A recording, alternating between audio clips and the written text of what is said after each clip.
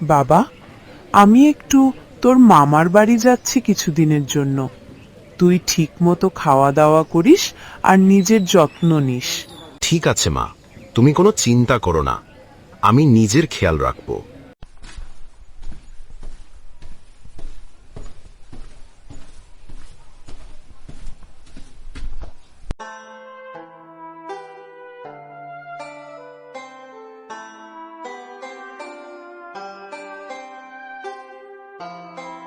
এইবার জমিতে বেশ ভালো ফসল হয়েছে।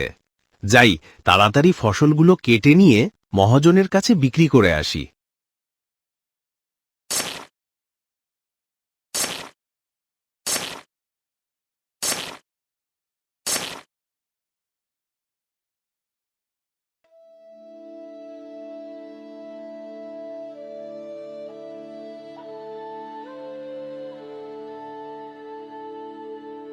ধান বিক্রি করে মোটামুটি ভালোই টাকা পেলাম।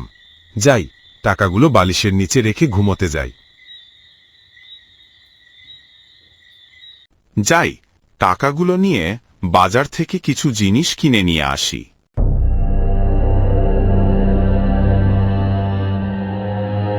হায় হায়, এ আমার কি সর্বনাশ হলো! টাকাগুলো তো এখানেই রেখেছিলাম রাতে। ঘরের দরজা জানালাও তো সব বন্ধ আছে। তাহলে টাকাগুলো কে নিল? কোথায় গেল আমার টাকাগুলো? গ্রামের খবর কিছু শুনেছ নাকি? কোন খবরের কথা বলছো?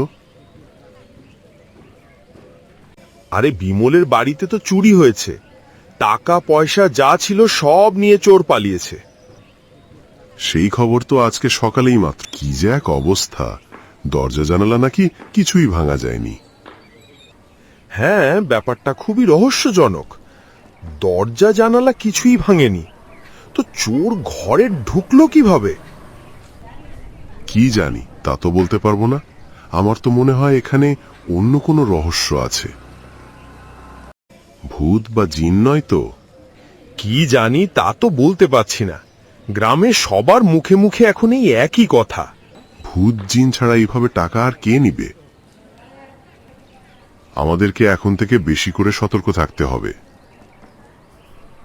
ঠিক বলেছ।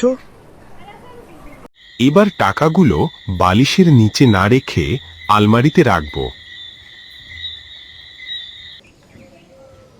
যাই, আলমারি থেকে টাকাগুলো নিয়ে আসি।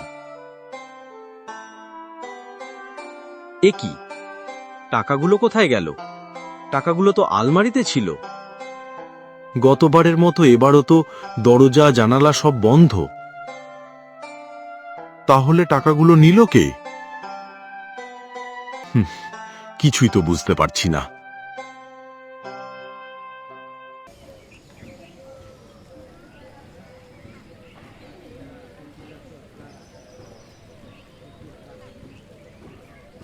গিন্নি, আমি চলে এসেছি। তুমি এসেছো? গ্রামের খবর কিছু জানো?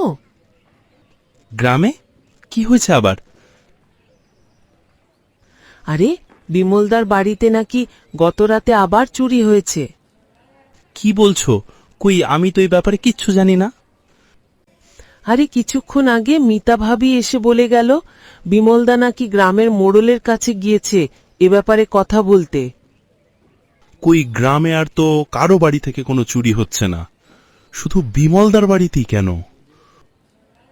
সে কথা আমি কিভাবে বলবো, কিন্তু আমার মনে হয় ওই বাড়িতে ভূত জিনের আছর আছে। নয়তো দরজা জানালা সব বন্ধ, টাকাগুলো কোথায় যাবে?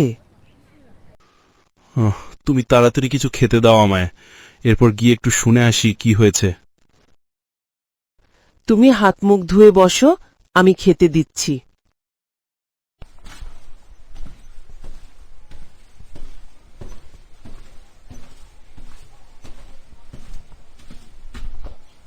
কি ব্যাপার বিমল, এই সময়ে তুমি আমার কাছে?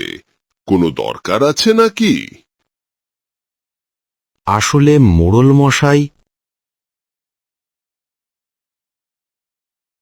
আচ্ছা, এই ব্যাপারটা হলে চলো তোমার বাড়ির দিকে যাওয়া যাক।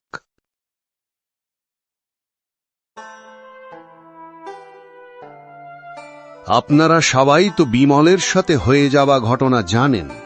তো আমি চিন্তা করছি আজকে রাতে আমরা বিমলের বাড়িতে পাহারা দিব, দেখি চোর ধরতে পারি কিনা। আমার তো মনে হয় এগুলো জিনেরই কাজ। তা না হলে কোনো মানুষের পক্ষে সম্ভব এভাবে টাকা নিয়ে চলে যাওয়া? আমারও তাই মনে হয় মোড়ল মশাই, টাকাগুলো জিনেই নিচ্ছে।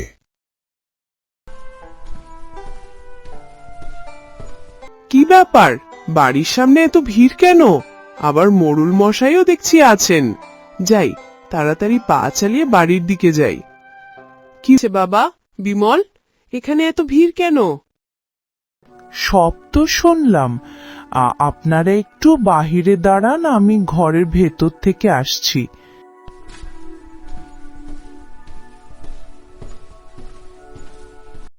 বিমল, দেখ তো, তুই কি এই টাকাগুলোর কথাই বলছিলে কিনা?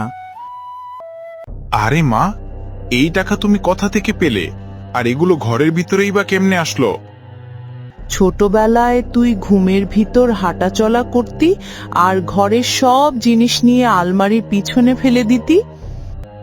কি বলো মা, আমি তো এগুলো কিছুই জানি না, আর তুমিও তো কখনো আমাকে কিছু জানাওনি। এগুলো ছোটবেলার কথা। আমি ভেবেছিলাম তোর হয়তো সেই অভ্যাস বন্ধ হয়ে গেছে, কিন্তু আজকে তো সব কথা শুনে মনে পড়ল হয়তো সেই অভ্যাসের কারণেই তোর টাকাগুলো তুই খুঁজে পাচ্ছিস না। তাহলে তো সব সমস্যার সমাধান হয়েই গেল, চোরকে আমরা খুঁজেই পেয়ে গেলাম।